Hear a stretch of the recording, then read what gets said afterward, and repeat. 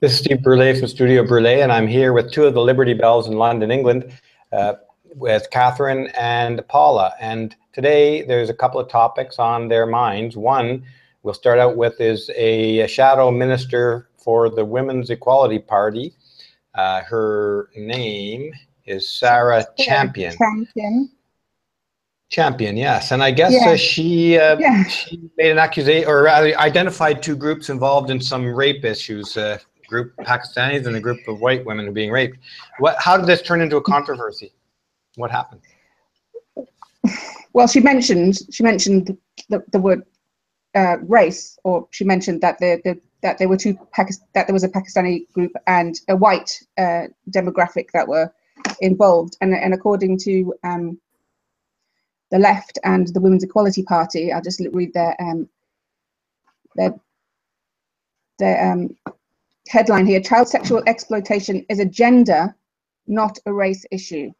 Now, that would possibly stand up to some kind of analysis if the British Pakistani rape gangs in the Northwest weren't already part of the public record. You can look them up. You can look up Rotherham sex scandal, and Wikipedia. It's got a Wikipedia page, tells you all about it, and how over 1,000 girls and boys were preyed on over the course of possibly 10 to 2 decades, and it wasn't dealt with because of fears it would inflame racist sensibilities.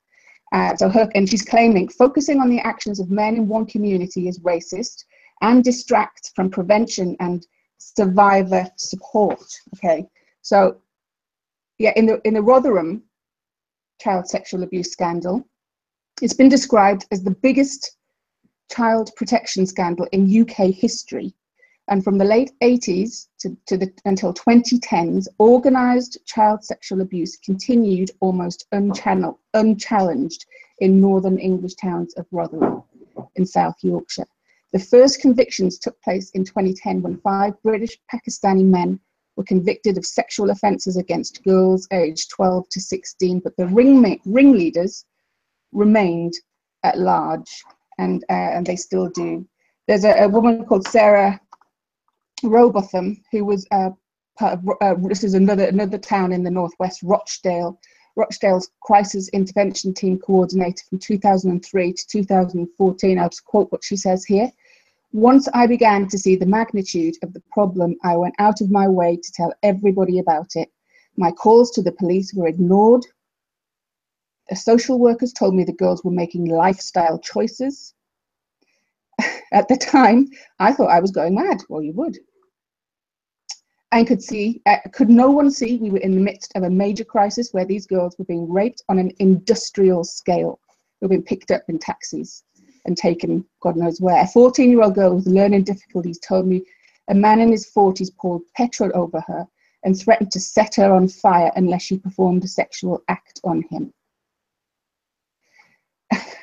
The Rochdale grooming scandal saw 9 men convicted of child abuse offences in 2012. 9 were convicted. Of them, 8 were of British Pakistani origin, one an Afghan asylum seeker, and 3 were not convicted. And again, many remain at large. So this was a very specific cultural issue. What are the age of the girls, the victims there? Between 12 and 16, there were over 1,400 children involved, and 80 of them were boys and young men as well. Now, that's not an insignificant number, but I mean, obviously, but again, the Women and Equalities Party are trying to say, look, this is a problem for girls. Sorry, this is a problem that men do this to girls, and that's the only kind of focus that should be the issue, not the cultural issues that lead into it, not anything else. Right, and I mean, I've never heard of anything of this scale on either. This is the only incident like this I've ever heard of. Really? Because, well, How Rotherham, did the media treat this when it first broke and the prosecution started? How did the media treat it? Did they ignore the cultural issues, the race issues? Did they ignore that? They tried to minimize them, yes. But it was impossible to minimize them because, oh, thank you. It was impossible to minimize them because they were actually on record of talking to the police and finding out. There was something, sorry, let me just see.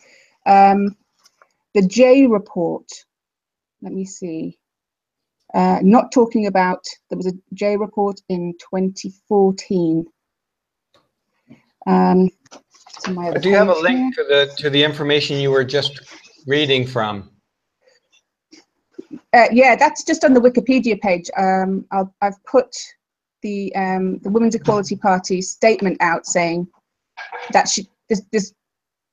let's just put this in context. This is a Labour shadow minister and a Women's Equality Party shadow minister as well. She wrote an op-ed in a tabloid newspaper saying that this was a problem. Pakistani gangs were raping young British girls, white girls, and she's been forced to resign. Yeah. And Jeremy Corbyn's accepted her. So, you know, a feminist for once is trying to kind of like just a second now. This broke in 2010. That's 7 years ago. How did it become like present day news? Well, I'm not sure if. Well, I know that there's only 2 of the gangs that are actually still in prison at the moment. The rest of them have been released. As I say, And many remain at large. We've got no idea. Haven't there been a recent spate of convictions? Didn't they just convict a whole load more? Yeah, they've been doing the gang was, you know, the whole kind of thing is so kind of large. The cases have been going on over the last few years. So the first convictions were in 2010. And it's happening in it has happened in different cities. So they've got to get they've got to get to the bottom of these gangs in several different cities, and I think these investigations are ongoing as well. Yeah. Okay. So that it's new convictions that sparked this minister Sarah Champion to make her comment recently. Possibly, I don't know. Yeah. I've just heard the news. I just heard the news today that she's just had to resign because of that. Now, was there any fallout for the Child Protective Services people and the police who ignored this problem for years and years? Did they get any punishment, investigation, public scrutiny? No. Basically, all that we read in the newspapers, and looking at I was looking at the Guardian, who were the most kind of left wing on it. Basically, lessons have still not been learned. Is the general kind of what lessons thinking on do the they subject say now. has not been learned? Just about just being able to talk about the cultural issues that are actually leading into the whole problem. That it is a British Pakistani. But the left are the people who don't want to identify the groups. Yes. Yeah. And so the left have not learned anything. Well, but yeah, the lessons have still not been learned. I'm quoting from the Guardian. Right. Oh, okay, from the Guardian. And is the Guardian a right-leaning paper or what? No, the Guardian is about as left. And yet they want to identify this as a Pakistani versus white children a gang. Well, I think they're confused. I think the media now might be, you know, there was a recent kind of drama on TV about this, which was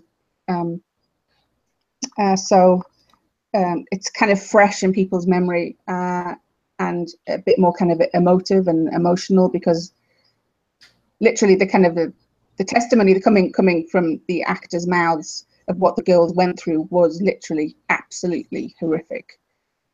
And there were a lot of op-eds after that, you know, saying kind of like, we've let these girls down. They're working class, underclass girls, often coming from children's homes. They have social problems that all of this kind of thing, and they were just thrown on the scrap heap. Right. So I don't know if we'll see. About 5% of these victims were young boys as well, roughly speaking. Yeah.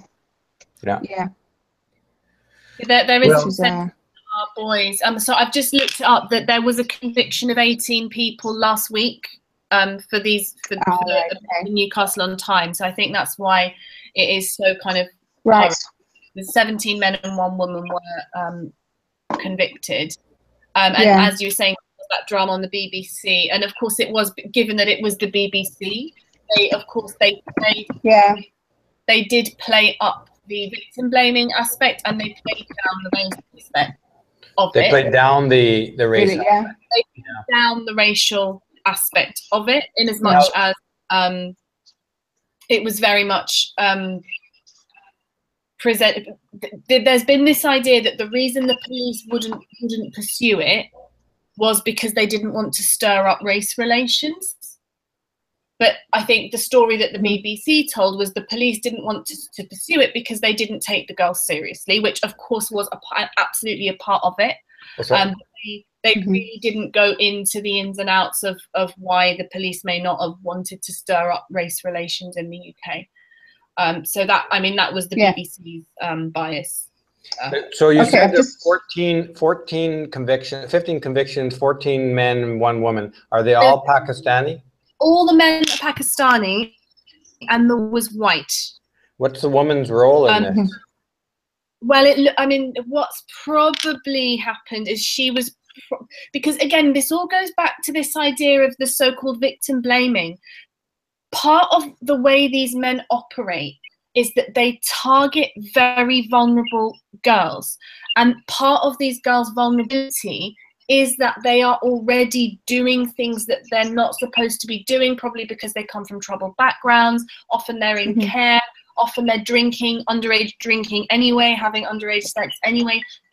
These are girls that are doing things that they're not going to want to talk to police about. They're possibly breaking the law already. That, of course, they're underage. Of course, they are still the victims of these men. But these men are not stupid. And part of what was so clever about what they did was they chose girls who they knew weren't going to go to the police. So this white woman that's involved, chances are she started off as one of these underage girls that was being abused by these men, and she probably fell into this trap of kind of, they showed in the BBC drama how these girls could be manipulated into soliciting their friends into joining in. So once was charged. This particular girl that was convicted last week, I can't see, I'm just looking through the article to see her age. I mean, she looks like she's maybe in her 20s. But the problem is some of these young girls and women, when they get older, when they come of age, actually, they're in the business. If they are soliciting girls, calling their friends who are underage, actually technically involved in that solicitation. Well, and this has been going on. Yeah. At 20, they I've are. heard about this, actually. It was. Yeah. They should know Carry better. I'm just saying that I'm not trying to say that what you're saying isn't right, that they're kind of groomed along all the way and they become sort of scouts or whatever, recruiters. But at some point still they are part of the problem. And again, it's part of the way these gangs operate. They are many evil things. They aren't stupid. And actually what made me very, very angry about it was, it was all of this kind of, they were saying, oh, it's because they victim blamed and they didn't take these young women seriously. Well, I'm sorry, these girls were underage. So the excuse that one of the excuses was that these girls were giving their consent. Well, I'm sorry, if you have, some of these girls, if you've got a 13-year-old girl and you can prove that in her underwear is the DNA of a 30-year-old man, whether or not she consented or she thought she was consenting is totally irrelevant. The police should have been able to do those cases, because sex with a minor is a really serious thing. At what age is minor in the UK? 16. The age of consent in the UK is 16. Back in the early 2000s as well? Yeah. Oh, yeah. Yeah. Okay. Yeah. So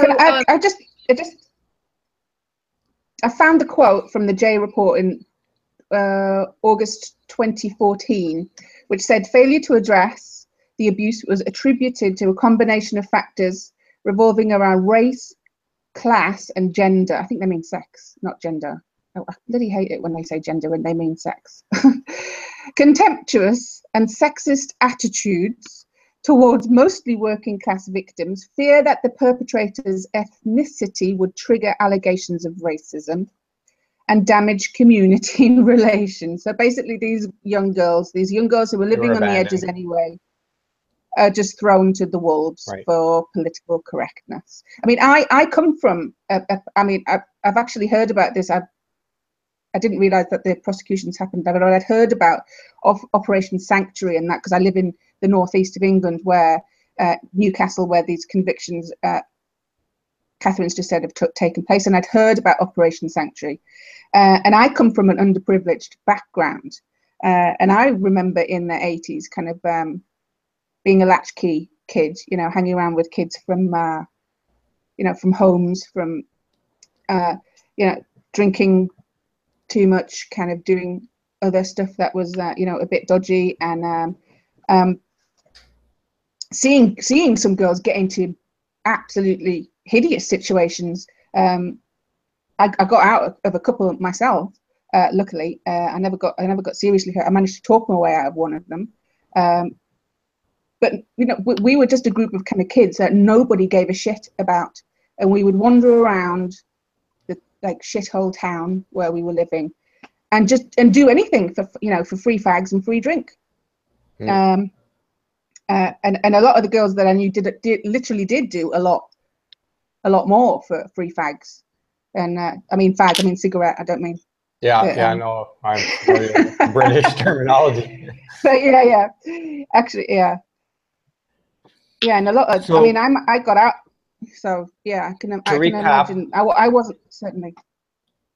Sorry. Yeah, I think obviously you understand how it could be that these girls get sort of whirlwinded into a situation outside of their control. I mean, that can happen as past the age of 16 as well. There's some pretty savvy, street smart gangs out there. But when they're underage, they're underage. That's not exactly. The point is not breaking the law, and I think the point how we all got, it's not peer to peer, is it? I guess one of the questions is, why are the police not under pressure for ignoring this? That's 1,400 kids. I have to say, I believe, I could be wrong, I believe if that came into the news in Canada, the police would be on the hot seat for a very long time. I think now the police have come under immense criticism in the past few years since all this has come out. So that they are. Any firings? Any firings? Dismissals of police or caseworkers or children's services? I'm not that I'm aware. No, I think the caseworker that I mentioned, she was the one who broke it for years, but nobody would listen to her. The police, like she was saying, the police just ignored her calls. Did you get the link? Did you get the link for that? What you were reading there? Yeah. You read some stuff from her, and it was very powerful stuff. I'd like to stick that in the comments, the live chat here. Yeah, that's and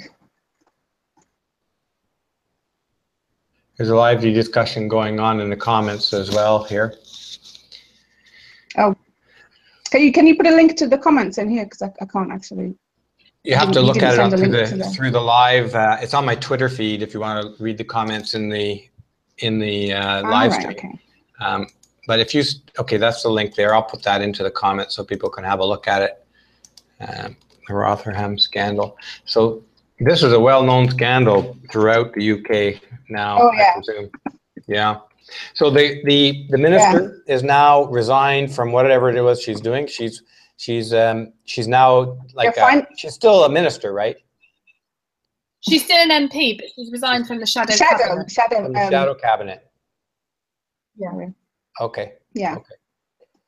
Is there any other repercussions to her for this? Well, I think certain people probably calling her a racist, but what's appalling is that all she did was draw attention to that there's something going on within these communities that race is obviously a factor, and it's not okay for her to draw attention to that, but it is okay for people on that side of the argument to obviously say white men have this problem and white men have that problem. That's okay. So it's just the hypocrisy and the double standards of it that are completely breathtaking.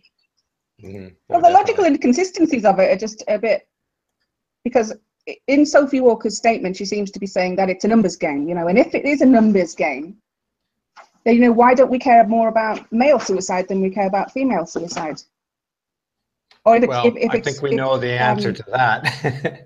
It's not really a numbers game. It's a anti-man game, anti-Western white man in particular. Feminism has always been about attacking white men, but men in general, they don't care if they scoop up a pile of other men into the net. Yeah, but there's a funny little detail to this, because Sarah Champion, who's just had to resign about this, has been previously convicted for domestic violence against her husband. Yeah, that's an interesting one as well. Do you have any details on that? And why do you think, I'll send it. I'll send the link. I don't know what to say. She's in the Women's Equality So she's Party, had to resign. And she for saying that, yeah. Yeah, so she resigned for speaking the truth that was already in the news. So let me just be clear to people. I'm sure all of you really understand this. She had to resign for speaking the truth about an issue that was already out in the news, but nobody cared that she was convicted of spousal abuse. That didn't matter. Abuse of her husband. Yeah, absolutely. That alone speaks volumes to the culture of the West, and the UK is not unique in this. I think it's pretty well understood that Hillary Clinton was also abusive to Bill Clinton, and that's a matter to laugh about, right? I bet that was not a happy marriage for either of them.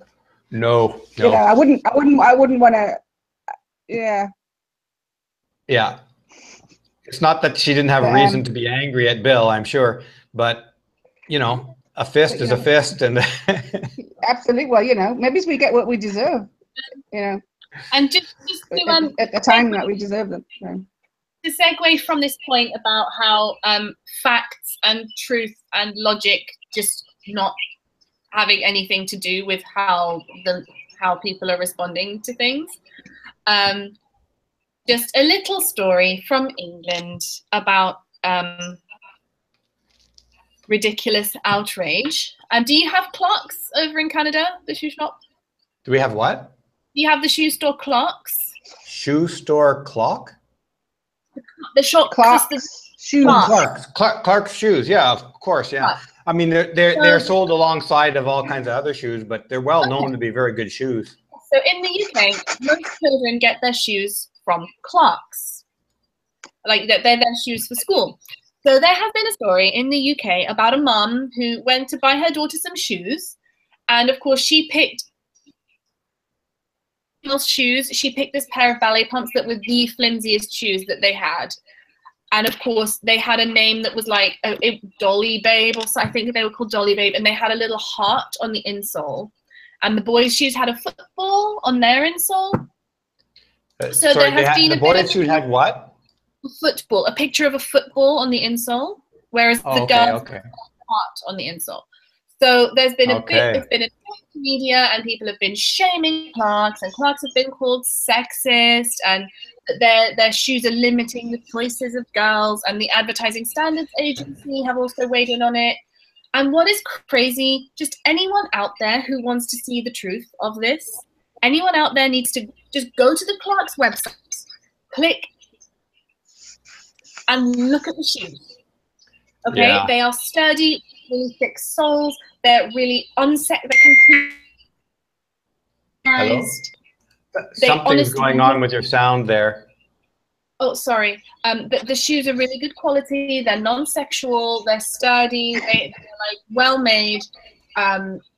Honestly, and this mother's saying, oh, all the girls' shoes are inferior support for the feet. They're not comfortable. They're not suitable for outdoors. It's just, if you actually look at the shoes that they're selling for girls, it's just a complete and utter lie.